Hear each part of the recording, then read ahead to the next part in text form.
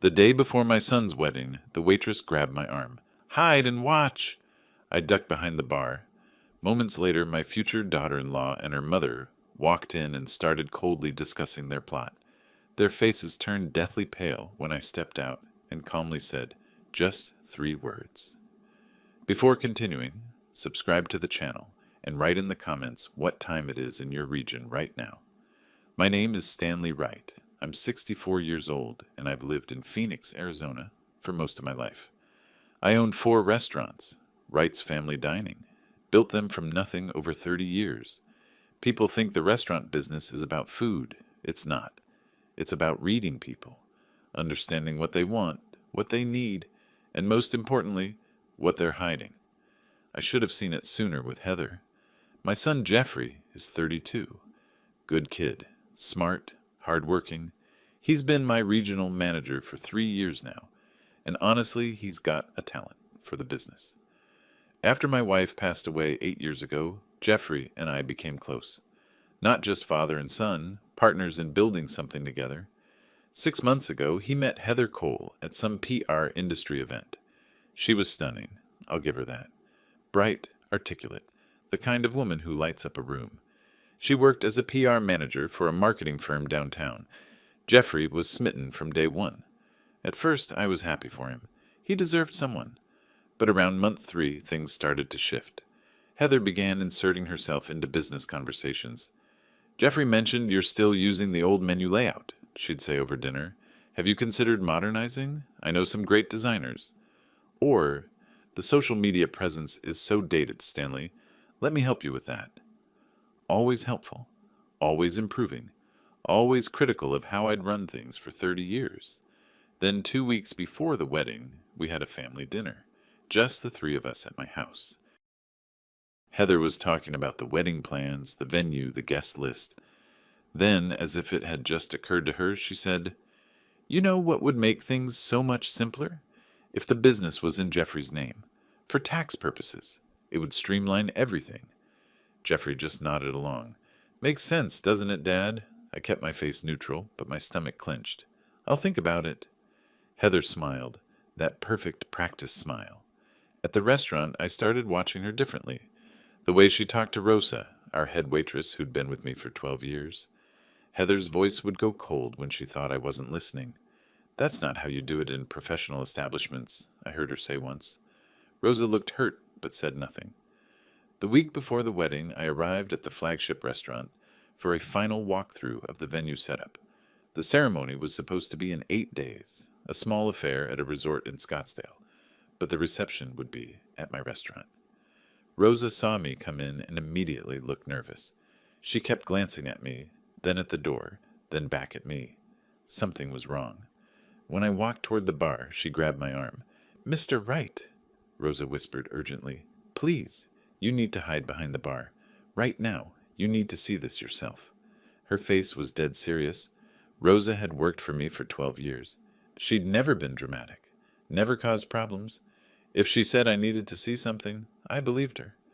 "Behind the bar?" I asked. "Please, trust me, they'll be here any second." I didn't argue. I ducked behind the high bar counter, crouching in the corner near the wine refrigerator. It felt ridiculous, a 64-year-old man hiding in his own restaurant, like some kind of spy. But Rosa had that look in her eyes. 90 seconds later, I heard the front door open. 2 women's voices. I recognized them immediately.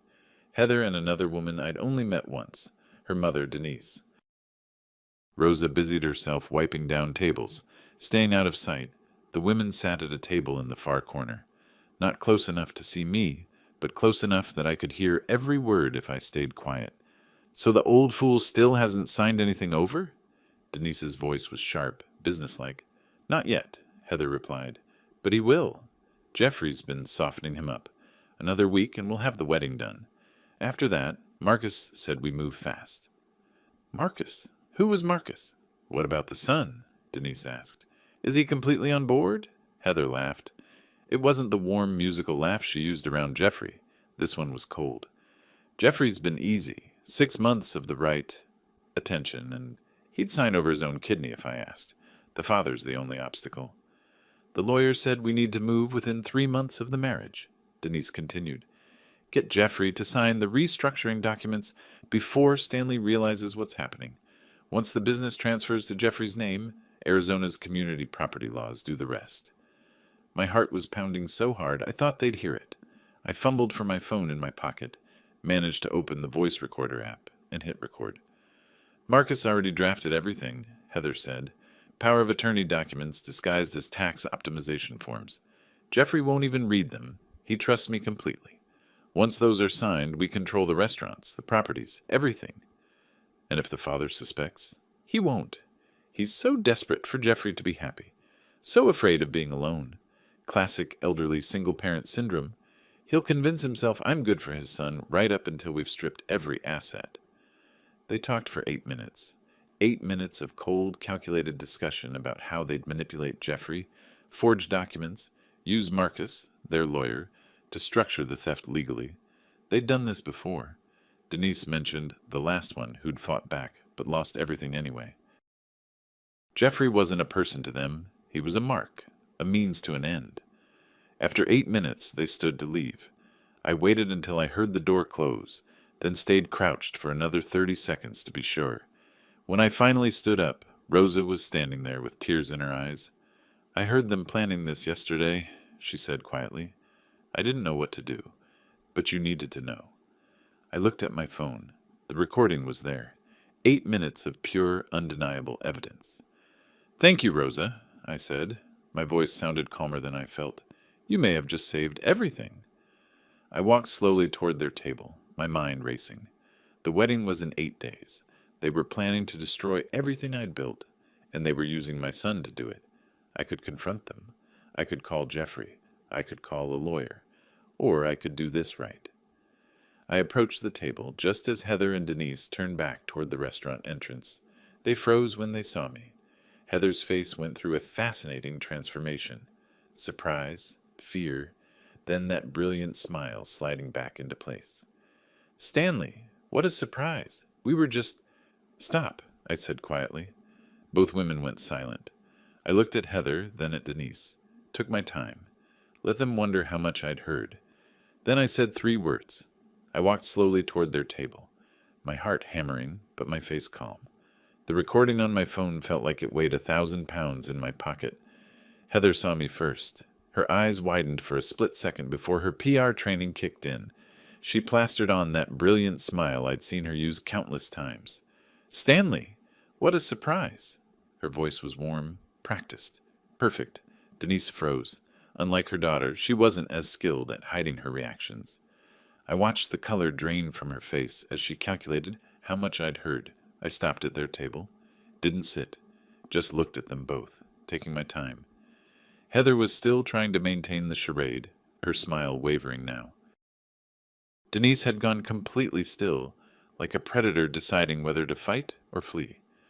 Wedding's off, I said. 3 words. That's all it took.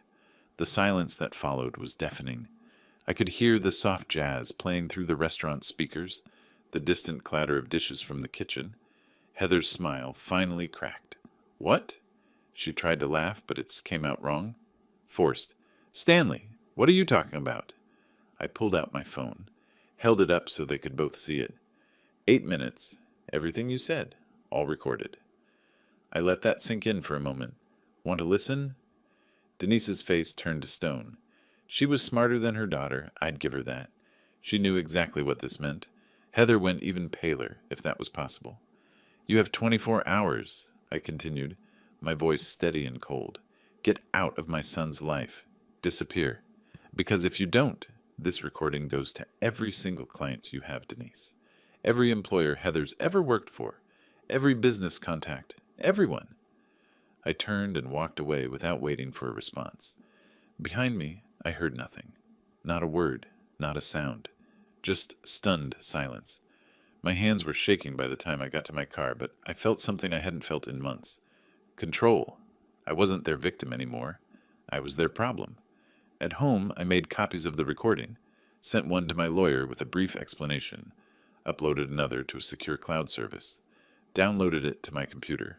I wasn't taking any chances. If something happened to my phone, I had backups. Then I sat at my kitchen table and really listened to the recording again, this time taking notes. They'd mentioned a lawyer who specializes in these cases. What cases? Hostile takeovers? Manipulating family members? They'd talked about 3 months until everything would be ours. What was the timeline? What were they planning? The more I thought about it, the more questions I had. How long had they been planning this? Was Jeffrey really just a target from the beginning, or did it evolve? What documents had they already prepared? What legal traps were waiting for us? I needed answers. But more than that, I needed to protect what I'd built. The 4 restaurants weren't just businesses to me. They were 30 years of work, of sacrifice, of building something from nothing. They represented every early morning, every late night, every risk I'd taken. My legacy for Jeffrey. And these 2 sharks thought they could just take it? Around 9 that evening, my phone rang. Jeffrey. I stared at it for a moment before answering. Dad, what did you do? His voice was shaking with rage. I'd never heard him sound like that before. Jeffrey showed up at my door at 9 o'clock that evening. I barely had time to register his car in the driveway before he was pounding on the door. When I opened it, I barely recognized my son. His face was red, his eyes wild. You threatened my fiancée? Her mother? Have you lost your mind? Come in, Jeffrey, I said quietly. Let me explain. Explain? Explain? He pushed past me into the living room. Heather's in tears! She told me everything. You stalked them to the restaurant, eavesdropped on a private conversation, twisted everything they said, and then threatened to ruin their lives. So that was the story they'd given him. I shouldn't have been surprised. They were professionals, after all. That's not what happened, I said. Jeffrey, I have a recording of a conversation you had no right to record. He was pacing now, his hands clenched into fists. They were discussing business ideas. Heather wants to help expand the restaurants. She has connections in PR and marketing. They were planning to surprise you. The lies were so smooth, so perfectly crafted. I could see how he'd believe them. Heather had spent 6 months grooming him for this moment, building his trust, isolating him from anyone who might question her. I pulled out my phone, found the recording, and played the first 30 seconds. Denise's voice came through clearly. The old fool doesn't suspect a thing. Once they're married, we move fast. Jeffrey's face twisted. That's out of context. You edited it. It's 8 minutes long, Jeffrey. Unedited. Time-stamped. I'll send you the whole thing right now if you want. No. He backed away from me like I was holding a weapon. I don't need to hear your paranoid delusions. Heather told me you'd try this. She said you've never accepted her, that you're afraid of being alone, that you can't stand the thought of me building my own family. Each word was like a knife, not because they were true, but because I could hear Heather's voice in every syllable. These weren't Jeffrey's thoughts. They were hers, planted carefully over months of manipulation. She's using you, I said quietly. They both are. This isn't about love, son. It's about money. You're wrong. His voice cracked. You're just wrong. Heather loves me, and I love her. The wedding is still happening, with or without you. He left. I stood in my doorway and watched his taillights disappear down the street, feeling like I'd just lost my son. But I couldn't afford to fall apart. Not now. The next morning, I called David Kelly, the lawyer I'd worked with for years on restaurant contracts. We weren't friends exactly, but we had a solid professional relationship. Stanley, he greeted me when I arrived at his downtown office. Your email was concerning. Let's talk. I laid everything out for him. The conversation I'd overheard, the recording, Jeffrey's reaction. David listened without interrupting, his expression growing more serious with every detail. When I finished, he leaned back in his chair. Okay, first thing you need to understand. Arizona is a community property state. If Jeffrey marries this woman, anything acquired during the marriage is split 50-50 in a divorce. That includes business interests. But the restaurants are already established, I said. They're mine. Sure, but if Jeffrey is on any of the corporate documents, if he has any ownership stake, it gets complicated fast. And if they pressure him to restructure ownership after the marriage, he shook his head, they could potentially get their hands on significant portions of your business. My stomach churned. What can I do? Protect your assets. Change the ownership structure. Move everything into a trust where you're the sole beneficiary and controller. Keep Jeffrey on as an employee, but remove any ownership claims. He paused. But Stanley, we need more information. What exactly are they planning?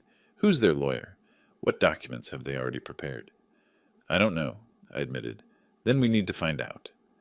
David pulled out his phone. I know a good private investigator. Patrick Anderson, former Phoenix PD detective, now does corporate and personal investigation work. He's thorough and discreet. 2 hours later, I was sitting across from Patrick Anderson in a coffee shop in Scottsdale. He was in his mid-50s with gray hair and sharp eyes that seemed to catch every detail. I played him the recording, showed him everything I had. He took notes, asked precise questions about Heather and Denise, where they lived, where they worked, their habits. I'll need a retainer, he said. $3,000 to start. I'll dig into their backgrounds, find out who their lawyer is, see if there are any other victims or similar patterns. I wrote the check without hesitation. As I drove home that afternoon, I felt something shifting inside me.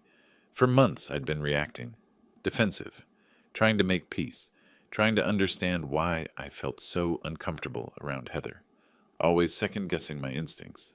Not anymore. They'd made me their target. They thought I was just a lonely old man with money, easy to manipulate through my son. They'd underestimated me, and that was their first mistake. Patrick called me 2 days later. I've got what you need. Can you come to my office? I arrived within the hour.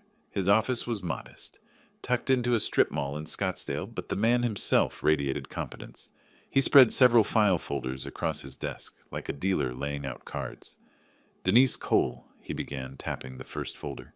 Married 3 times, divorced 3 times. Each divorce settlement was substantial. First husband, $78,000.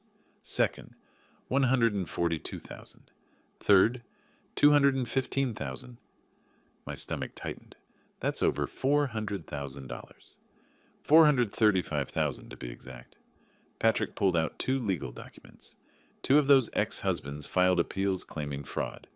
Both cases were dismissed due to lack of evidence, but the pattern is clear. She's been doing this for at least 15 years. And Heather? That's where it gets interesting. He opened another folder. Her birth name was Ashley Cole. She legally changed it 6 years ago. I'm still digging into why, but people don't usually change their names without a good reason. I thought about that. What was she running from? Or hiding? Patrick wasn't finished. I found their lawyer, Marcus Hill. He specializes in what he calls aggressive divorce strategy. Translation, he helps people maximize what they can extract from marriages. He's been disciplined twice by the Arizona Bar Association for ethical violations, but nothing that cost him his license. So they're a team, I said quietly. More than that. Patrick pulled out printouts of what looked like email exchanges. Hill worked on both of Denise's last 2 divorces. And look at this. He pointed to a name in the CC line. That's Heather's email, or rather Ashley's email at the time. She was involved in her mother's schemes before she even changed her name. The picture was becoming clearer and uglier. They've done this before. At least twice that I can document. Probably more. Patrick leaned back. Stanley, your son was targeted. This wasn't love. It was never love. They researched him, profiled him, made him a mark. I sat there for a moment, processing. Jeffrey wasn't just unlucky in love. He'd been hunted. There's one more thing, Patrick said. He pulled out a thin folder. I found Marcus Hill's rate sheet. His standard retainer is $25,000. Heather paid him $35,000 4 months ago, a month before she even met Jeffrey. The timeline clicked into place. They planned this from the start, from day one. I left Patrick's office with copies of everything. The drive home felt surreal. I kept thinking about Jeffrey's face when he defended Heather, called me paranoid. He had no idea he was just another transaction to them. That evening, Jeffrey called. His voice was different, not angry anymore, but hollow. The wedding's still happening, he said. Next week. I'm moving it to a smaller venue. Just close friends? Jeffrey, I don't want to talk about it, Dad. I just wanted you to know. You don't have to come. He hung up before I could respond. I stared at my phone, feeling the weight of failure. The evidence was overwhelming, but Jeffrey couldn't see it. Heather had her hooks in too deep. But I wasn't done yet. The next morning I met with David at his office again. This time I brought Linda Green, a notary I'd worked with on various restaurant contracts over the years. Professional, efficient, no nonsense. We're going to restructure everything, I told David. Today. He'd already prepared the documents. Living trust paperwork, transfer of ownership forms, new corporate bylaws. It took 4 hours to go through everything, signing, initialing, notarizing. When we finished, the Wright restaurant chain belonged to the Stanley Wright Living Trust. Jeffrey remained as regional manager with a solid salary, but he had no ownership stake. Nothing for Heather to claim. Nothing for them to manipulate. This protects you, David said as Linda notarized the final page.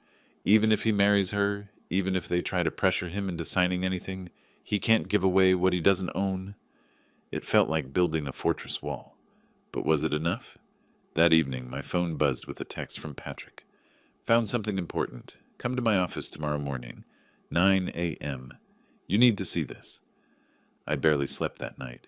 What else could there be? Patrick's office was quiet when I arrived the next morning. He had that look, the one investigators get when they've uncovered something significant. Sit down, he said. He opened his laptop and turned it toward me. On the screen was a series of documents. Corporate restructuring papers, transfer of ownership forms, tax optimization agreements. These are dated from last month, Patrick said. Marcus Hill prepared them for Jeffrey's signature. I leaned closer, reading. The language was dense, full of legal jargon, but the intent was clear. Once signed, these documents would transfer controlling interest of Wright's family, dining to Jeffrey, and, by extension, after marriage, to Heather. They had this ready before the wedding, I said slowly, a full month before. And look at this. He clicked to another document, an email exchange between Denise and a property appraiser. My home address was in the subject line. They had your house appraised 2 weeks ago. Without your knowledge or permission, the appraised value was listed, $847,000. They weren't just after the restaurants, I realized. They wanted everything. Patrick nodded grimly. Your business, your home, your savings. They were planning to strip you clean. Jeffrey was just the key to the vault. I sat back, feeling cold. The calculation, the precision. They'd planned every detail for at least 4 months, maybe longer. How do I show Jeffrey? I asked. He won't listen to me. He thinks I'm paranoid. Show him evidence he can't deny, Patrick said. Show him his own signature. He pulled out another document, a tax form from 3 months ago. Jeffrey's signature was at the bottom. This is legitimate, Patrick explained. But look at this.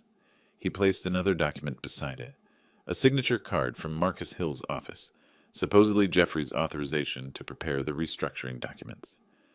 Compare the signatures. They were different, slightly but noticeably. The second one was forged. They practiced, I said quietly. They were going to forge his signature if he hesitated. Or they already had him sign something innocuous, and planned to claim it was authorization for everything else.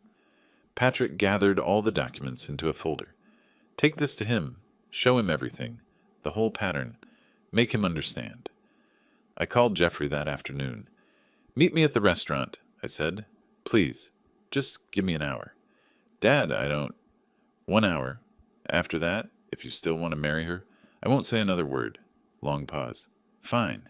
Tonight at 7.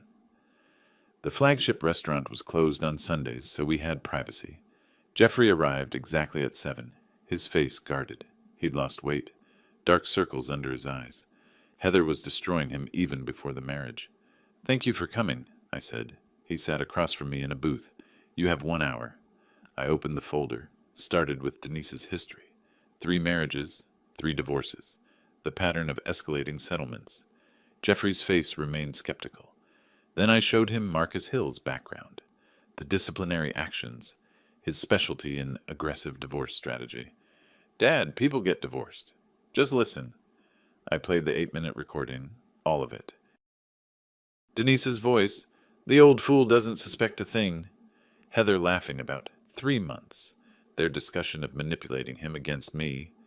Jeffrey's face went pale, but he shook his head. That could be about anything. Business plans. I laid out the corporate restructuring documents. These are dated from last month, before you proposed. They were planning to have you sign these after the wedding. Look what they do. They transfer controlling ownership to you, which means to Heather in a community property state. His hands trembled as he picked up the papers, reading. And this, I said quietly, showing him the signature comparison. They either forged your signature or planned to use something you signed innocently as authorization for all of this. Jeffrey stared at the documents. His face had gone from pale to gray. He kept flipping pages, reading, his mouth moving slightly, as if trying to convince himself this wasn't real. The house appraisal, I continued, showing him that document. They evaluated my home without permission. They were planning to take everything, Jeffrey. The business I spent 30 years building. My home. Everything. And you were just the tool they needed. He put the papers down with shaking hands, looked at me. His eyes were wet. From the beginning? His voice cracked. It was all... From the beginning? Patrick found the payment to Marcus Hill. $35,000. 4 months ago. A month before you met Heather. Something broke in his face. The careful control, the denial, all of it crumbled. He put his head in his hands. I'm such an idiot, he whispered. You're not. They're professionals. This is what they do. She said she loved me. He looked up, and I'd never seen him look so lost. She said I was different. Special. You are special, I said. You're special enough that they spent 4 months planning how to rob you blind. He sat there for a long moment, staring at nothing. Then he pulled out his phone. What are you doing? I asked. Texting her. His jaw was set now, that stubborn right determination I'd seen in his grandfather. The wedding's off, permanently. He typed quickly, his thumbs jabbing at the screen, sent the message. Then he looked at me with eyes that had aged years in one evening. I need time, he said quietly. I can't be here right now. I can't be around anyone. Jeffrey, I'm sorry, Dad. I'm sorry I didn't believe you. I'm sorry I called you paranoid. I'm sorry for all of it. He stood up. I just need time. He walked out. I sat in that empty restaurant, surrounded by evidence of their calculated cruelty, and felt a strange mixture of relief and rage. My phone buzzed an hour later. A text from Jeffrey. Wedding canceled. I'm sorry. Need time. I texted back, take all the time you need. I love you. But I knew the fight wasn't over. Women like Heather and Denise didn't surrender quietly. They'd come back swinging, and I needed to be ready. The day after Jeffrey canceled the wedding, the day it was supposed to happen, I half expected some kind of dramatic confrontation. But there was nothing. Radio silence from Heather and Denise. That silence lasted exactly 24 hours. The next day I received an email from a law firm I'd never heard of. Subject line, Notice of Legal Action. They were suing me. Heather Cole versus Stanley Wright. $500,000 for defamation, intentional infliction of emotional distress, and interference with prospective economic advantage.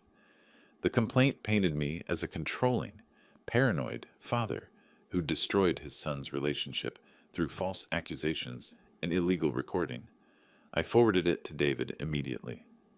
This is garbage, he said when I called him. The recording was legal. Arizona is a one-party consent state, and you were present for the conversation. The defamation claim has no merit, because truth is an absolute defense. But what? But it's a PR move. They're trying to make you look like the villain, make you desperate enough to settle. And lawsuits are expensive, even when you win. How expensive? Legal fees could run $50,000 to $75,000 if this goes to trial, maybe more. I felt a cold anger settling in my chest. They'd lost Jeffrey, so now they were trying to bleed me financially while destroying my reputation. Fight it, I said, every step of the way. You sure? We could try to settle?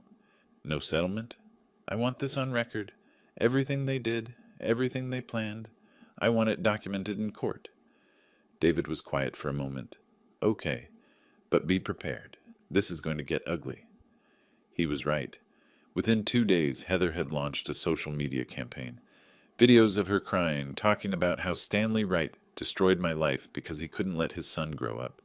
Posts about emotional trauma, wedding expenses, career damage. She was good, I'll give her that. The comments were full of sympathy. Some of my restaurant customers started looking at me differently. A few regulars stopped coming. I overheard whispers. Did you hear about Stanley? I always thought he was so nice, but you never know. Jeffrey took it the hardest. He moved out of my house, rented a small apartment across town. When I called to check on him, his voice was hollow. People are asking me about it, he said. Friends, colleagues, they've seen Heather's posts. They think I'm the victim of a controlling father. What did you tell them? Nothing, I can't talk about it. I feel like such a fool, Dad. I brought this into our lives. This is my fault. It's not. It is. I should have seen it. You saw it. Rosa saw it. Everyone saw it except me. He hung up before I could respond. The lawsuit moved slowly through the system. Discovery requests, depositions, endless paperwork. David was right about the costs. My legal bills were already past $30,000. But Patrick was still working. And that's when things started to shift. He called me one evening in late August. Marcus Hill has problems. What kind of problems? The Arizona State Bar has an active disciplinary proceeding against him. Separate case, nothing to do with us. Client complained that Hill overbilled and mishandled settlement funds. It's under investigation. Can we use that? Maybe. But here's what's better. I found communications between Hill and Heather that predate their official attorney-client relationship. They were planning strategy together before she even hired him. That's a potential conspiracy. Keep digging, I said. Already on it. But Stanley, there's something else. Heather and Denise are getting desperate. I've been monitoring their movements. They know the lawsuit is weak. They're looking for leverage. What kind of leverage? Against Jeffrey. They're trying to find something to pressure him with. Maybe convince him to testify on their behalf. You should warn him. I tried. Jeffrey didn't answer my calls for 2 days. When he finally picked up, he sounded exhausted. She's been texting me, he admitted, dozens of messages, saying she still loves me, that you manipulated me, that if we just talk, she can explain everything. Don't respond. Don't engage. I know. I blocked her number. A long pause. But Dad, what if I'm wrong? What if there's some explanation I'm not seeing? Jeffrey, look at the evidence. Really look at it. I have. I know what it says, but my brain keeps trying to find ways it could be different, ways she could still be, not what the evidence shows. That's the insidious thing about manipulation. Even when you know intellectually that you've been played, emotionally you still want to believe the lie was true. Stay strong, I said. This will be over soon. But I wasn't sure I believed it myself. The court date was set, September 15th. 3 weeks away. 3 weeks for them to think they were winning. I was in my office at the flagship restaurant when my phone buzzed with a text from David. Court date confirmed, September 15th. Get ready. I looked out at the dining room, the restaurant I'd built from nothing, the legacy I'd almost lost to 2 professional predators. They thought they'd backed me into a corner. They thought the lawsuit would make me desperate, make me settle. They thought wrong. The first week of September felt like preparing for war. David brought in Gloria Perez, a family law attorney he described as the best fraud buster in Phoenix. She had a reputation for taking down scam artists, and her fees reflected it. $250 an hour, she said flatly when we met in David's conference room, plus court costs. But if we win, we countersue for everything plus attorney's fees. She was in her late 40s, with sharp eyes and an even sharper mind. She spread Patrick's investigation across the table, like a prosecutor preparing for trial. This is good, she said, tapping the documents. This is very good. But we need more. We need to show a pattern. 1 scheme is unfortunate. 2 is coincidence. 3 is a pattern. Patrick's working on it, I said. Then tell him to work faster. We have 2 weeks. Patrick delivered 3 days later. He walked into my restaurant after closing time carrying a thick folder.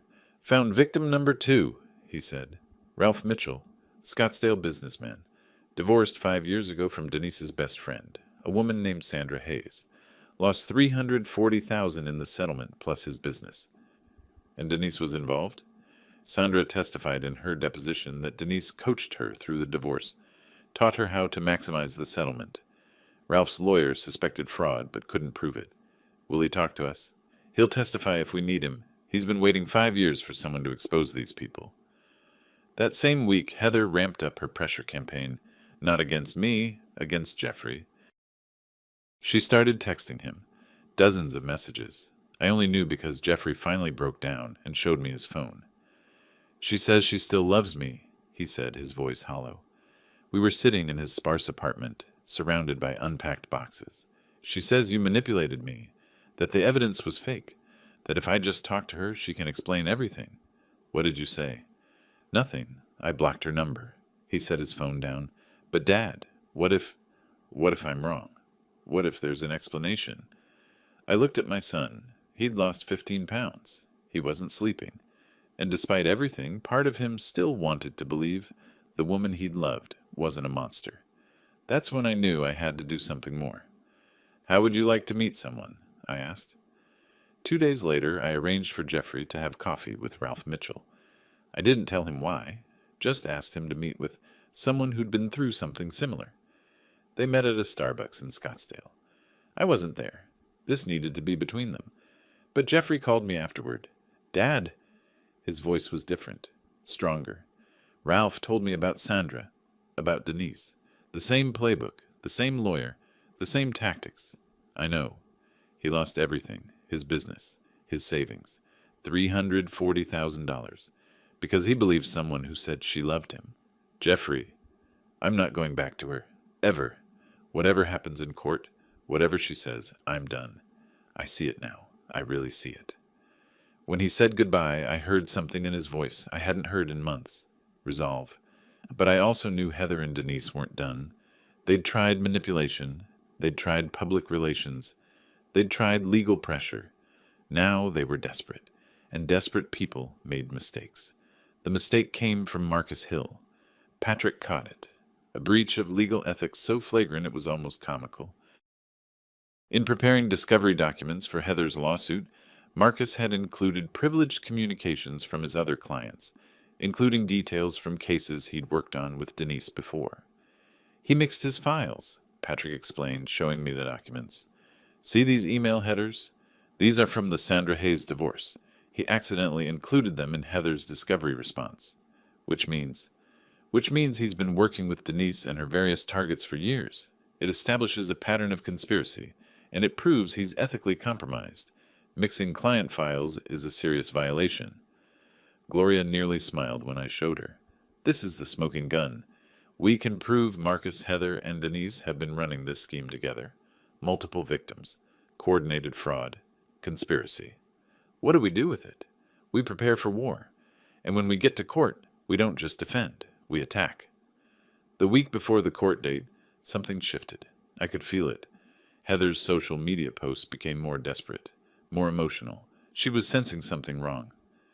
Jeffrey came to the restaurant one evening, first time in weeks. He looked better, cleaner, sharper, more like himself. How are you holding up? I asked. Better.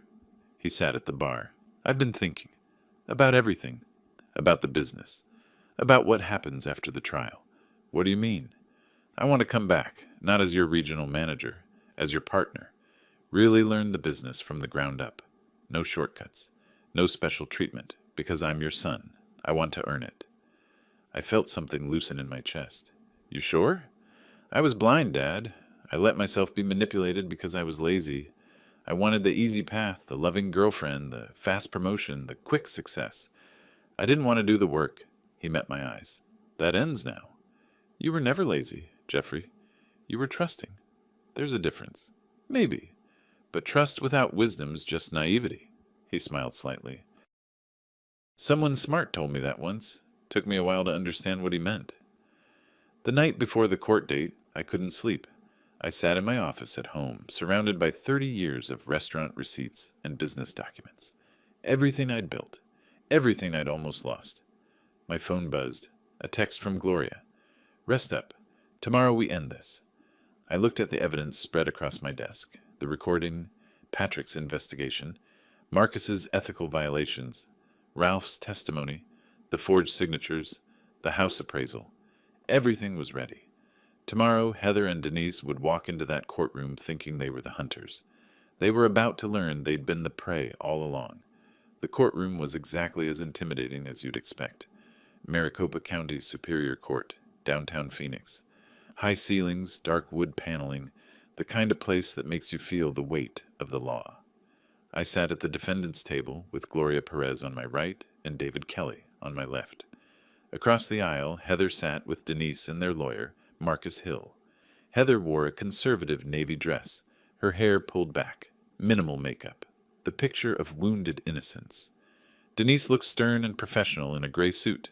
Marcus Hill was exactly what I'd expected. Slick, expensive suit, practiced confidence. He stood to make his opening statement, and I watched him paint me as a paranoid old man who destroyed a young woman's life out of spite and fear of abandonment. "My client, Ms. Cole, did nothing wrong," Marcus said, his voice smooth. "She fell in love with Mr. Wright's son. She planned a future with him. And then, without warning, without cause, Mr. Wright fabricated accusations based on a conversation he claims to have overheard. A conversation he illegally recorded, I might add, and used it to poison his son against an innocent woman. I kept my face neutral, but inside I was cold. This man had helped them plan to rob me blind, and now he stood there lying with absolute conviction.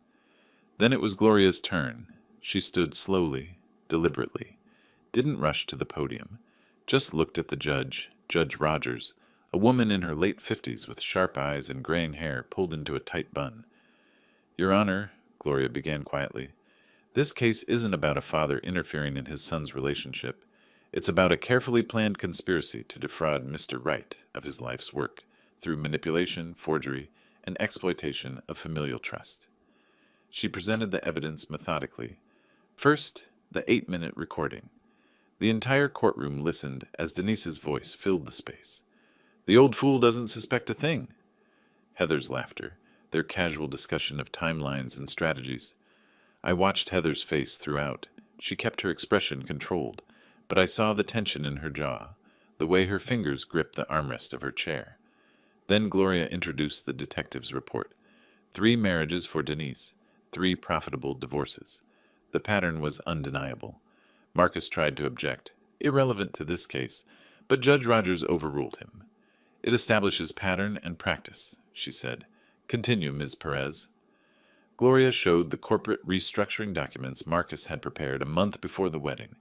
Documents designed to transfer control of my business to Jeffrey, and by extension to Heather after the marriage.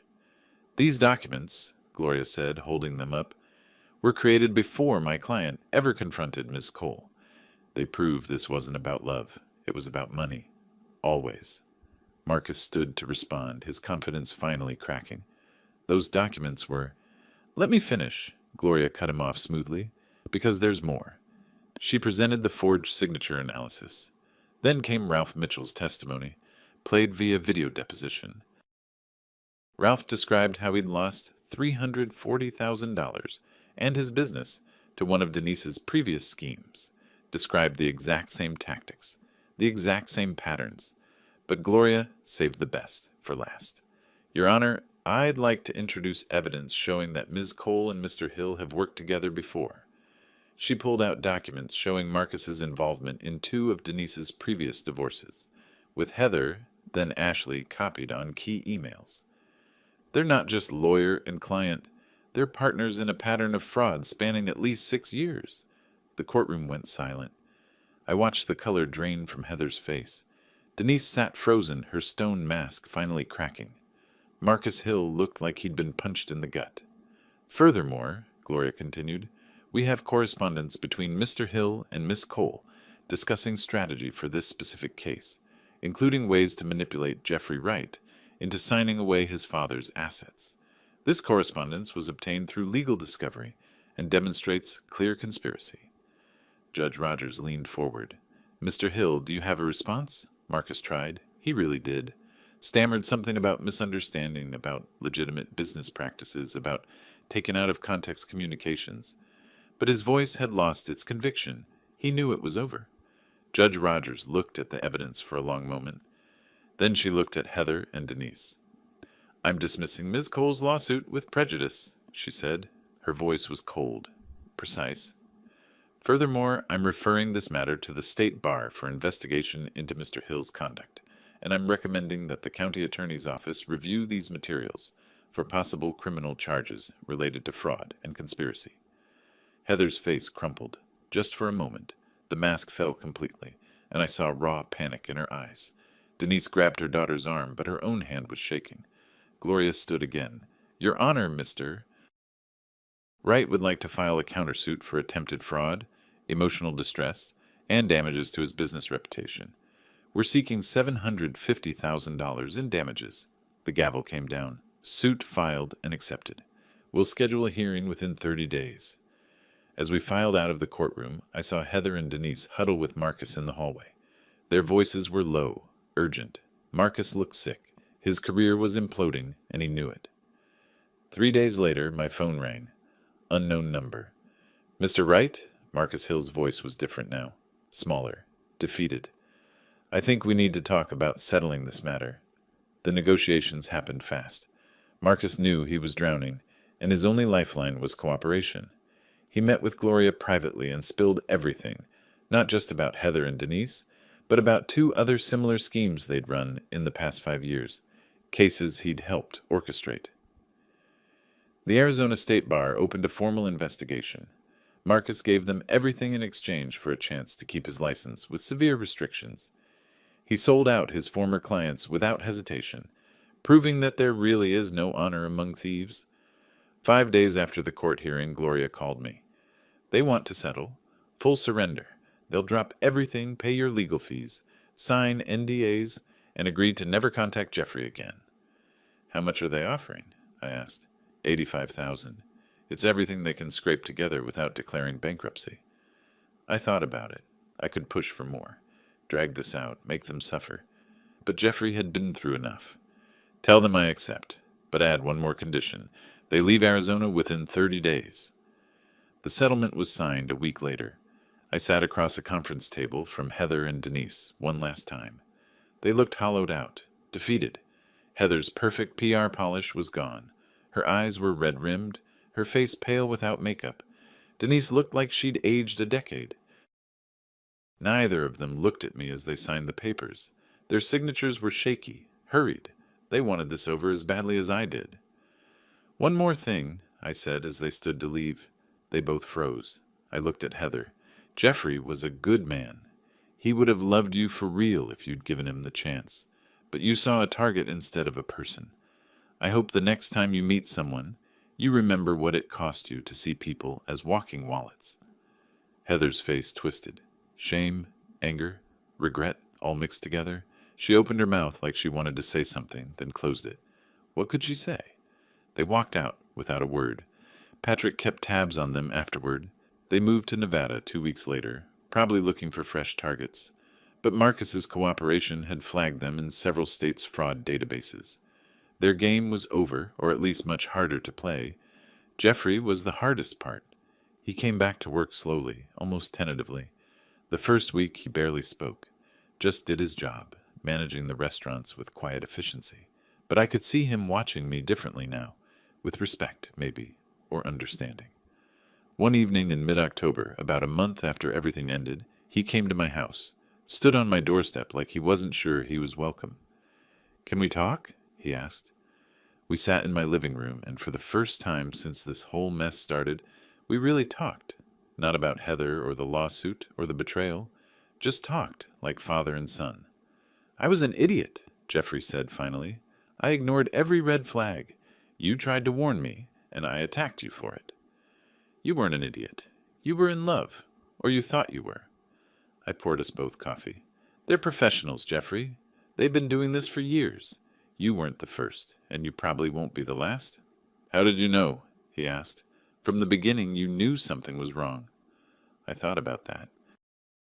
30 years running restaurants teaches you to read people.